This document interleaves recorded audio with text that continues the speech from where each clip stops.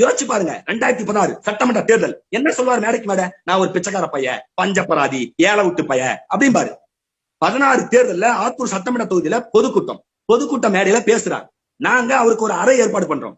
எல்ஆர்சிங்கிற ஒரு ஆபரண மாளிகையோடைய ஒரு வீடு, அந்த வீடை நாங்க ஒரு 10,000 ரூபாய்க்கு பேசி 30-20 பேர் தங்குற மாதிரி ஒரு பெரிய வீடு நாங்க பேசிட்டோம்.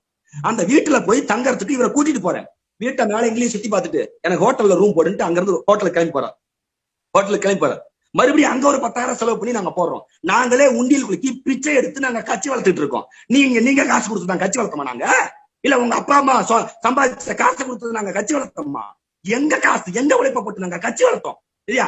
வந்து உட்காந்துக்கிட்டு ரூம் நல்லா இல்லையே, நான் சுடுகாட்டுல படுத்திருந்தேன்னு மேடையில பேசுறது. நான் வந்து ஏசி ரூம் போட்டு கொடுக்குறேன், ஒரு வீடு பிடிச்சி கொடுக்குறேன் 10,000 ரூபாய்க்கு. அந்த வீட்டுல படுக்க மாட்டேன்ட்டு ஒரு ஹோட்டல்ல போய் படுக்கிறாரு. இது ஒரு உதாரணம். 2016 இப்ப நடந்த உதாரணம் சொல்றேன். அஸ்தம்பட்டியில ஒரு கூட்டத்துல நெய்தல் படை அமைப்புன்னு சொல்லி பேசி ஒரு வழக்கு தொடுக்கிறாங்க. அதுக்கு முன்ஜாமீன் வாங்க வராரு. 15 நாள் கையெழுத்து போடணும். அங்க ஒரு அறையில தங்க வராரு. வின்சென்ட் கேஸ்டல் ஒரு பெரிய ஹோட்டல் சேலத்துல.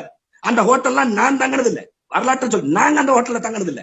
ஆனா சீமானுக்கு அந்த பெரிய ஹோட்டல்ல ரூம் போட்டு தரோம். உள்ள ரூமுக்குள்ள போனதும் பார்த்துட்டு ரூமை பார்த்துட்டு ஒன்னும் சரியில்லையே, ஜிம் இருக்கா அப்படின்னு கேட்டாரு. ஜிம் இல்லைன்னாங்க. ஜிம் இல்லையா அப்படின்ட்டு உடனே ரேடிஷன் ஹோட்டல்ல ரூம் போடுங்கிறார். ரேடிஷன் ஹோட்டல்ல ஒரு ஹோட்டல் இருக்குன்னு எனக்கு தெரியாது. சேலம் ஹோட்டல்லாம் சுத்திட்டு இருக்கேன். ரேடிஷன் அப்படின்னா என்னன்னு நமக்கு தெரியாது. சரி, அதை தேடி கண்டுபிடிச்சு உள்ள போறோம். அது கடல் மாதிரி இருக்கு அந்த ஹோட்டல். கண்ணாடியில தான் கதவே திறக்குது. அதை பார்த்தே பயந்துட்டோம். போயிட்டு எவ்வளவுங்க ஒரு நாளைக்கு வாடகைன்னு கேட்டோம். 14,000 ரூபாங்கிறான். 14,000 ரூபாய் அங்க ரூம் போட சொல்றாரு. எப்படி 14,000 ரூபாய்? நீங்க சுகபோகியா வாழ்றதுக்கு, நீங்க அப்படியே மிதக்கிறதுக்கு, பணத்துல மிதக்கிறதுக்கு. இதுதானே தமிழ் தேசிய அரசியல்? இதுக்காக வெம்பாடுபட்டு கஷ்டப்பட்டு அரபு தேசங்கள்ல இருந்து ஒவ்வொரு டாலரா சேமிச்சு அனுப்புறாங்க காசு இங்க வந்து கூத்தடிக்கிறதுக்கு.